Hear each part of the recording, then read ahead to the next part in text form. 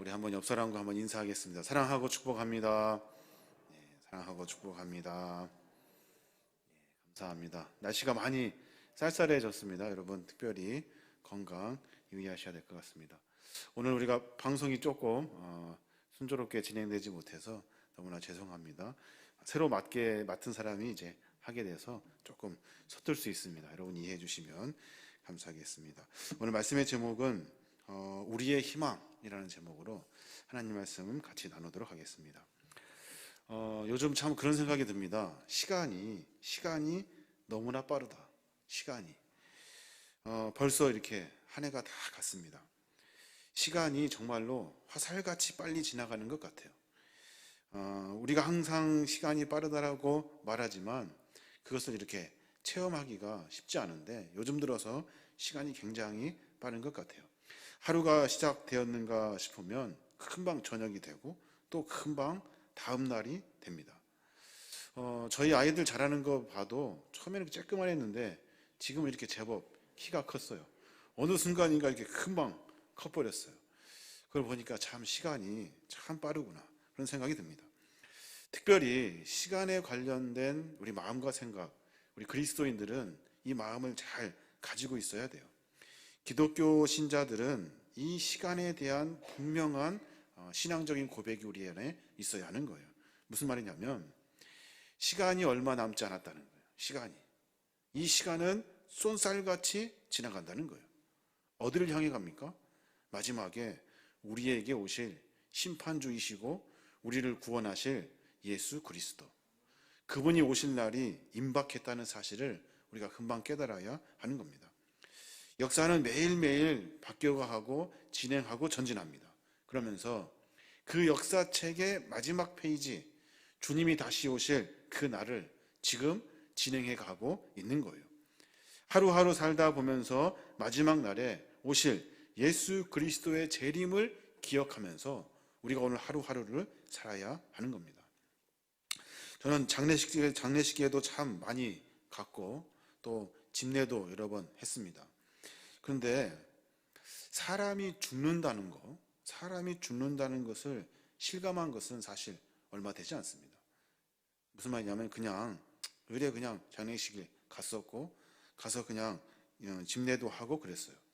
근데 저희 어머니가 돌아가시고 나서 사람이 죽는다는 것을 실감하게 됐어요. 너무 허망하고 그 연수가 너무 아쉽고 또 다음에 했던 그 만남들, 그 이야기도 그리고 선물도 다음으로 밀어놨던 이런 것들이 너무 후회가 돼요. 모든 것들이 다 죽음의 연한 앞에 장담할 수 없다는 것을 깨닫게 됐어요. 사람이 죽는구나. 사람이 어느 순간에 때가 되면 다 죽는구나. 안 죽고 계속 살 줄 알았는데 사람이 죽어요. 과거 우리를 구원하시기 위해 이 땅에 오신 주님은 장차 앞으로 미래에 이 땅 가운데 심판하시고 새롭게 하실 주님으로 다시 오셔요. 그때가 언젠지는 몰라요. 그런데 분명히 오셔요. 분명히 오시고 우리로 하여금 분명히 새롭게 하시는 거예요. 그때 시간, 우리 믿는 자들에게는 그 때와 시간의 소중함을 깨달아야 하는 거예요. 오늘 누가복음 21장 우리가 같이 읽었습니다마는 이 21장에 나와 있는 기록은 주님이 다시 오실 때를 준비하면서 제자들에게 바른 신앙의 삶을 살아라 라고 당부하는 어조로 누가라는 직업이 의사이고 매우 논리적이고 과학적이고 객관적이고 사리에 아주 깊은 그 누가라는 의사 선생님이 우리에게 종말에 대한 이야기를 분명하게 가르쳐주고 있는 거예요. 주님께서는 제자들에게 분명히 오게 될 예수 그리스도, 우리를 구원하실 예수 그리스도에 대한 미래, 그 미래를 이야기하고 있고 그것을 어떻게 준비해야 되는지에 대한 설명을 오늘 이야기가 하고 있는 거예요. 그날의 징조가 나타난다. 그날의 징조가. 6절에 보면 그런 말이 있어요. 너는 보는 이것들이 날이 이르면 돌 하나도 돌 위에 남지 않고 다 무너뜨려지리라 라고 말해요. 보이는 것, 이것들이 뭐예요? 보이는 이것들이 뭐냐면 성전을 말해요. 성전. 보이는 성전이 그날에 되면 돌 위에 돌 하나도 남지 않고 다 무너진대요. 너희가 말하는 그 화려한 자랑거리 성전 돌 위에 돌 하나 남기지 않고 다 떨어진다는 거예요. 8절에 보면 또 그런 말씀이 있어요. 이르시되 미혹을 받지 않도록 주의하라. 많은 사람이 내 이름으로 와서 이르되 내가 그라하며 때가 가까이 왔다 하겠으나 그들을 따르지 말라라고 말씀하셔요. 무슨 말입니까? 사람 의지하고 능력이 거기에서 나오는구나 하면서 사람 쫓아다니는 일 하지 말아요. 이단 사이비들이 득실되는 시대가 온다는 거예요. 이 모든 것들이 우리로 하여금 미혹받게 하고 넘어지게 하고 쓰러지게 한다는 거예요. 그때가 되면 10절에 보면 또 그래요. 또 이르시되 민족이 민족을 나라가 나라를 대적하여 일어나겠고 곳곳에 큰 지진과 기근과 전염병이 있겠고 또 무서운 일과 하늘로부터 큰 징조들이 있으리라 라고 말씀하셔요. 나라와 나라의 대적이 일어나고 그때가 되면 주님이 다시 오실 그때가 되면 세상에 지진이 일어나고 전염병이 창궐하게 될 거래요. 그때가 되면 17절에 또 그렇게 말해요. 또 너희가 내 이름으로 말미암아 모든 사람에게 미움을 받을 것이나 라고 말씀하셔요. 그리스도인이라는 것이 사람들에게 손가락질 당할 때가 온다는 거예요. 그때가 되면 사람들의 질타를 받게 된다는 거예요. 그런데 뭐라고 말씀하십니까? 염려하지 말아요. 이 모든 징조가 있어도 17절 후반주에 그렇게 말해요. 너희 머리털 하나도 상하지 아니하리라. 우리가 이 마지막 때 종말의 때를 살고 있는 이 순간에 많은 징조들이 일어나지만 괜찮대요. 안심하래요. 너희 머리털 하나도 상하지 않도록 하나님이 지켜주신다는 거예요. 요즘 같은 시대를 살고 있는 우리, 어쩌면 오늘 읽었던 이 본문의 말씀을 가만히 보면 요즘의 시대를 이야기하고 있는 거예요. 그러니까 어떤 마음이 들어요? 시간에 조급함을 느껴요. 곧 종말의 때가 오는구나. 곧 주님이 오시는구나. 라는 그 마지막의 생각이 드는 거예요. 그래서 이때를 대비해서 우리가 해야 될 일들을 오늘 본문은 말하고 있어요. 36절에 그렇게 말해요. 이러므로 너희는 장차 올 이 모든 일을 능히 피하고 인자 앞에 서도록 항상 기도하며 깨어 있으라 하시니라 라고 말씀하셔요. 이제 장차 올 이 모든 일들, 어렵고 힘들고 우리를 핍박하는 많은 일들, 세상의 지진들, 전염병들이 창궐하는 그때에 피할 수 있는 방법, 우리가 인자 앞에 바르게 설 수 있는 방법, 이 방법이 뭐냐면 항상 깨어 기도하는 거예요. 항상 기도하며 깨어 있어야만이 이 마지막 종말의 때를 이길 수 있다는 거예요. 사람이 죽는다니까요. 사람이 죽어요. 사람이 금방 끝나요. 우리가 언제나 같이 있고 함께 있을 것 같은데 그 사람의 연수가 되면, 날짜가 되면 끝나요. 마지막으로 우리도 마지막 때 분명히 종말의 때가 있어요. 그 시간이 있다고요. 그때가 되면 평생 잘 될 것 같은데 그 순간이 되면 다 끝나요. 그런데 그 징조들이 나타나게 된다는 겁니다. 우리 그리스도의 강림을 기념하는 대림절 주간을 우리가 보내고 있습니다. 벌써 두 번째 주간을 지내고 있어요. 주님이 오시는 것을 기뻐하고 찬송하고 찬양하고 그렇게 마음에 훈훈함이 있죠. 그런데 대림절의 더 깊은 의미는 다시 오실, 그러니까 심판주로 다시 오실 주님을 우리가 준비해야 하는 거예요. 우리가 준비해야 되는 거예요. 그래야 우리가 마지막 때에 하나님 앞에 바르게 설 수 있는 겁니다. 신앙의 준비를 하면서 깨닫는 일이에요. 분명히 마지막 때를 살고 있습니다. 그때 우리가 기억해야 될 것 3가지가 있어요. 우리 귀의 말씀을 같이 나누면서 우리의 삶의 모습 가운데 그것을 깊이 좀 새겼으면 좋겠어요. 한 가지는 뭐냐면 서두에 제가 말씀드린 것처럼 마지막 때가 되면 심판주로 주님은 지금 오고 계시다는 거예요. 지금 오고 계셔요. 그 날짜는 지금 오고 있어요. 이것을 잃어버리면 우리는 세상에서 그냥 재림의 주도, 어떤 신앙의 모습도, 삶의 모습도 점검받을 수가 없어요. 오늘 말씀은 그 이야기를 하고 있어요. 25절에 해와 달과 별의 징조가 나타난대요. 그때가 되면 나타난대요. 이러한 일들은 인자가, 예수 그리스도가 권능과 큰 영광 가운데 구름 타고 나타나실 그 강림의 순간에 나타난대요. 지금 한번 잘 생각해 보십시오. 지금 세상의 많은 풍조와 지금 분위기들이 어쩌면 제가 뭐 겁주려고 하는 것이 아니라 한번 생각해 보십시오. 마지막 때를 달리고 있는 거예요. 성경에 나와 있는 이 모든 마지막 때의 징조들이 하나씩 하나씩 나타나고 있는 거예요. 그때 우리 믿는 자들이 뭐 해야 되냐면 깨어서 그 마지막 때를 준비해야 하는 겁니다.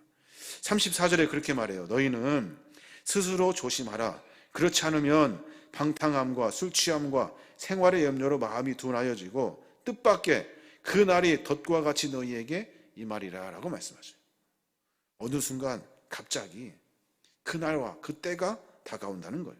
스스로 조심해야 돼요. 방탕하지도 않고 술 취하지도 않고 생활의 염려로 마음에 둔하여지지 않도록 늘 깨어서 하나님을 의식하며 살아야 하는 거예요. 36절에는 또 뭐라고 이야기합니까? 이러므로 너희는 장차 올 이 모든 일을 능히 피하고 인자 앞에 서도록 항상 기도하며 깨어 있으라 라고 말씀하셔요. 그 날짜가 온다니까요. 그 날짜를 피할 수 있는 방법은 깨어서 기도하는 거예요. 깨어서 기도한다는 말이 무슨 말일까요? 깨어서 기도한다는 말은 제가 말씀드린 것처럼 하나님을 한순간도 잃어버리지 않는 거예요.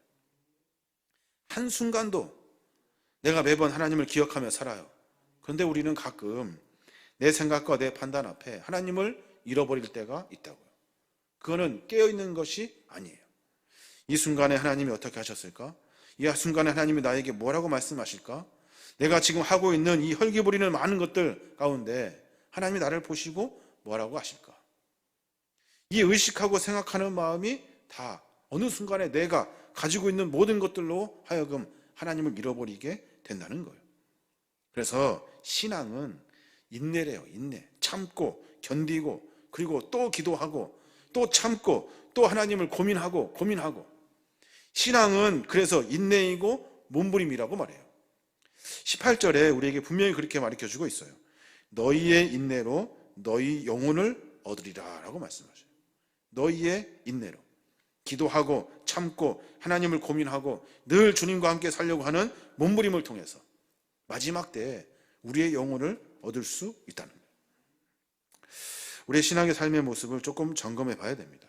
대림절이 되고 성탄절이 되어서 그저 그렇게 좋고 기쁘고 그런 것들만 쫓아다니지 아니하고 내 신앙의 모습을 조금 점검해 봐야 돼요. 과연 나는 마지막 때에 올바르고 바르게 지금 잘 보내고 있는가? 어느 순간 나도 모르는 사이에 다가올 심판의 날에 과연 나는 하나님 보시기에 합당한 삶을 살고 있는가? 잘 모를 것 같으니까 주님이 한 말씀 더 하셔요. 너 그때가 잘 어딘지 잘 모르겠지? 언제 올지 잘 모르겠지? 하시면서 29절부터 무화과 나무의 비유를 말씀하셔요. 이에 비유로 이르시되 무화과 나무와 모든 나무를 보라. 싹이 나면 너희가 보고 여름이 가까운 줄을 자연히 아나니 라고 말씀하셔요. 잘 모르겠지 그때가 언젠지. 근데 주위를 둘러봐. 나무도 보고 꽃도 보고 다 봐봐. 때가 되면 싹이 나고 때가 되면 열매가 맺잖아. 때가 되면 그날이 오는 거야. 그날이. 주님이 우리에게 잘 이해를 못할 것 같으니까 다시 비유로 설명하고 계시는 거예요. 봄이 되면 나무에서 새싹이 나고 여름이 오면 모든 것이 파릇파릇해지는 것처럼 이것은 농사 전문가가 아니어도 자연 법칙을 모르는 사람이 없어요. 당연히 우리가 보면 다 그렇게 돌아가고 있어요. 마지막 때가 되면 그때는 반드시 없다는 사실을 말씀해주고 계시는 거예요. 지금도 그 시간은 계속되고 있습니다. 지금도 주님은 우리에게 오고 계셔요. 그때를 향해 우리는 지금 가고 있는 거예요. 그때를 향해서 우리의 신앙의 모습을 점검하고 깨어서 기도할 수 있는 저와 여러분이 되어야 하는 줄로 믿습니다. 이것이 우리의 고백이 되어야 하는 거예요. 또 한 가지 기억해야 될 것이 있는데 그때 성도는 일어나서 머리를 높이 들라라고 선포하셔요. 성도는 일어나서 머리를 높이 들으래요. 27절에 보면 그렇게 말해요. 그때 사람들이 인자가 구름을 타고 능력과 큰 영광으로 오는 것을 보리라. 이런 일이 되기를 시작하거든 일어나 머리를 들라. 너희 속량이 가까웠느니라 하시더라 라고 말씀하셔요. 머리를 들으래요. 머리를. 그때가 되면 머리를 들으래요. 왜 머리를 들으라고 말씀하셨을까요? 굉장히 중요한 부분인데, 크리스마스 전 4주 우리 대림절을 보내고 있잖아요. 그때 그냥 축하하고 기뻐하는 것이 사실이에요. 근데 우리가 기억해야 될 것은 마지막 심판의 날에 심판주로 오실 예수 그리스도, 그분 앞에 우리가 섰을 때 과연 고개를 들 수 있을까라는 생각을 하셔야 돼요. 세상 모든 사람들을 구원하기 위해 이 땅에 오신 주님, 십자가에 달려 돌아가시고 우리를 구원하셨어요. 부활 승천하시고 다시 이 땅 가운데 오셔서 새하늘과 새 땅을 이루어 주신대요. 주님이 오실 날이 우리에게 얼마 남지 않았어요. 그때 그 순간에 우리가 주님을 만나게 되면 과연 머리를 들 수 있을까? 28절에 이런 일들이 일어나기 시작하거든 일어서서 너희의 머리를 들어라. 머리를 든다는 말이 무슨 말일까요? 용서받았다는 의미예요. 머리를 들 수 있다는 것은 인정받았다는 말이에요. 주님 앞에 머리를 들 수 있다는 것은 내가 사랑받고 있다는 자격을 우리가 받고 느끼고 그리고 나서 머리를 들 수 있는 거예요. 심판받아야 하는 많은 이들 가운데 주님께서 말씀하시는 거예요. 나의 자녀들아, 고개를 들어라. 죽을 수밖에 없는 영혼들에게 우리를 구원하시고 사랑을 베푸셔서 그냥 지옥으로 갈 수밖에 없는 우리들을 주께서 부르셔요. 부끄럽고 창피하고 죄 많아서 고개를 들 수 없어서 다른 모든 사람들과 함께 고개를 꽉 쳐박고 있는데 주님이 고개를 들라라고 말씀하시는 거예요. 사랑하는 자녀야, 고개를 들어라. 나의 사랑을 받은 자들아, 고개를 들어라 라고 말씀하시면서 그들을 구원해 주시고 다시 새하늘 새 땅으로 인도해 주신다는 거예요. 이것이 바로 머리를 드는 의미예요. 주님 앞에 머리를 든다는 의미. 주님을 믿기로 고백한 우리는, 주님의 삶을 살기로 결단한 우리들은 이 결단의 삶을 살아내므로 말미암아 마지막 때 고개를 들 수 있는 용기와 희망을 가지게 되는 거예요. 그래서 그리스도의 오심은 하나님의 뜻에 어긋나는 모든 것들로부터 자유와 해방을 받는 일이에요. 왜냐하면 주님이 우리를 용서해 주셨거든요. 주님은 우리를 사랑해 주셨거든요. 그래서 우리와 하나님과의 관계를 자녀와의 관계로 만들어 주셨어요. 그래서 우리는 부끄럽고 창피하고 죄 많아서 떳떳하지 못한 모든 마음들이 주님 보시기에 다 용서함 받았기에 고개를 들 수 있는 거예요. 왜 주님은 우리를 용서하십니까? 왜 주님은 우리를 사랑해 주십니까? 주님은 우리를 섬기러 오셨기 때문에 그래요. 불쌍하고 죄 많고 허물 많고 그리고 많은 것들이 형편없는 우리를 사랑하시고 긍휼히 여겨주시고 섬겨주시고 우리에게 그 사랑을 보여주시려고 이 땅에 오신 거예요. 마가복음 10장 45절에 그렇게 말씀하시잖아요. 인자는 섬김을 받으러 온 것이 아니라 섬기러 왔으며 많은 사람을 구원하기 위하여 치를 몸값으로 자기 목숨을 내주러 왔다라고 말씀하셔요. 주님이 왜 오셨어요? 우리를 구원하시기 위해 오신 거예요. 우리를 구원하시기 위해 오시는 주님을 믿으면, 고백하면 우리는 그 사랑과 섬김을 받게 되어 있어요. 그래서 죽을 수밖에 없는 우리가 다시 영원한 생명을 얻을 수 있는 하나님의 자녀가 되는 거예요. 이게 마지막 때를 살고 있는 신앙의 모습이 되어야 하는 겁니다. 숙제를 하잖아요. 학교에서 숙제를 내요. 숙제를 하면 숙제를 해갖고 학교를 가져가면 자신 있죠. 숙제한 사람 손들어 그러면 손을 번쩍 들어요. 숙제 안 한 사람 어떻게 될까요? 고개를 꽉 숙이고 혹시 어떻게 될까라고 두려워하고 떨린 마음이 있죠. 그런 거예요. 하나님 앞에 섰을 때, 자, 나의 자녀들아 라고 말씀하셨을 때 고개를 들 수 있는 사람, 깨어서 기도하고 매번 인내로서 신앙의 삶을 살아내는 사람들에게 하나님은 마지막 때 주님 오실 때 그러한 축복을 허락해 주신다는 거예요. 마지막 한 가지 더 생각할 것은, 마지막 때에 우리가 어떤 마음이 가져야 되냐면 두려운 마음이 아니라 소망의 마음을 가져야 하는 거예요. 왜 두려운 마음을 갖게 될까요? 세상이 마지막 때가 되면, 심판주를 만나게 되면 무서워한대요. 두려워한대요. 보십시오. 25절에 보면 성난 소리 때문에 어쩔 줄 몰라서 괴로워할 것이다. 마지막 종말의 때가 오면 성난 소리 때문에 모든 사람들이 두려워서 어쩔 줄 모른대요. 괴로워한대요. 26절에는 사람들은 세상에 닥쳐올 일들을 예상하고 무서워서 기절할 것이다. 하늘의 세력들이 흔들릴 것이기 때문이다 라고 말씀하셔요. 마지막 때가 되면 무서워서 다들 기절한대요. 다 기절한대요. 자기 죄 때문에, 자기 허물 때문에. 주님이 오시면 심판주로 오시기 때문에 두려운 거예요. 그런데 하나님의 사랑을 맡은 사람은 그렇지 않아요. 하나님의 사랑을 맡은 사람은, 하나님을 섬기는 사람은, 숙제 다 한 사람들은 두렵지가 않아요. 하나님이 오실 때 기쁨이 생겨요. 기쁨. 종말을 왜 소망이라고 이야기할까요? 마지막 종말의 때를 끝입니다, 큰일 났습니다, 심판입니다 이렇게 하지 아니하고 소망의 때라고 말해요. 소망이 뭐예요? 희망이잖아요. 기대이잖아요. 하나님, 나는 자신 있습니다. 나는 주님 앞에 서고자 합니다. 나는 신앙의 연조를 가지고 신앙의 삶을 살아냈습니다. 그래서 주님 약속하신 그 천국의 기쁨과 소망을 만날 수 있습니다. 그래서 소망이 되는 거예요. 다른 사람들은 심판의 때 심판받으니까 두려워요, 무서워요. 그러나 우리 믿는 자들은 심판의 때 소망을 갖게 되어 있는 거예요. 구원의 날이 되면, 주님이 다시 오실 심판의 날이 되면 인내로 믿음을 지킨 사람들은 심판이 아니라 구원을 받기 때문에 두렵지가 않은 거예요. 그래서 우리는 그리스도의 오심을 소망이라고 이야기하는 거예요. 그것은 기쁨의 날이에요. 기쁨의 날. 우리는 머리를 높이 들 수 있어요. 자신 있게 하나님의 자녀를 부르실 때 우리는 고개를 들 수 있어요. 똑바로 설 수 있어요. 구원에 대한 즐거운 소망을 가질 수 있어요. 마지막 종말의 때가 왔을 때 걱정하고 근심하고 두려운 것이 아니라 내 마음 가운데 기쁨의 소망을 가지고 살게 되는 거예요. 그럼 이제 우리가 할 일이 뭐예요? 우리가 할 일이 오늘 본문에서는 분명하게 말씀하셔요. 36절의 말씀. 그러니 너희는 앞으로 일어날 이 모든 일을 능히 피하고 또 인자 앞에 설 수 있도록 기도하면서 늘 깨어 있어라 라고 말씀하셔요.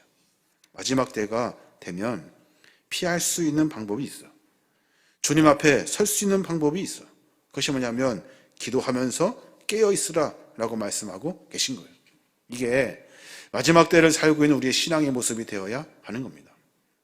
지금 우리는 주님의 오심을 기다리고 있는 대림절의 기간을 보내고 있습니다. 성탄절이 가까워지고 크리스마스의 캐럴 소리가 크게 들리고, 그리고 또 그 날이 기뻐하고 선물을 나누는 행복한 날이죠. 근데 우리 믿는 자들에게는 어쩌면 내 삶의 모습을 점검하고 마지막 다시 오실 주님을 맞을 준비를 해야 하는 겁니다. 그때는 옵니다. 주님은 지금도 오고 계셔요. 지금도 오고 계셔요. 우리가 주님 앞에 인내로 믿음을 지킴으로 주님 앞에 머리를 들 수 있어야 하는 거예요. 자신 있게, 떳떳하게. 두려움으로 주님을 만나는 것이 아니라 깨어 기도함으로 기쁨으로 주님을 맞은 거룩한 소망의 삶을 살아야 하는 겁니다. 저와 여러분이 그러한 삶을 살아내므로 말미암아 마지막 때에 자신 있게 주님 앞에 설 수 있는 저와 여러분이 되시길 주님의 이름으로 축원합니다.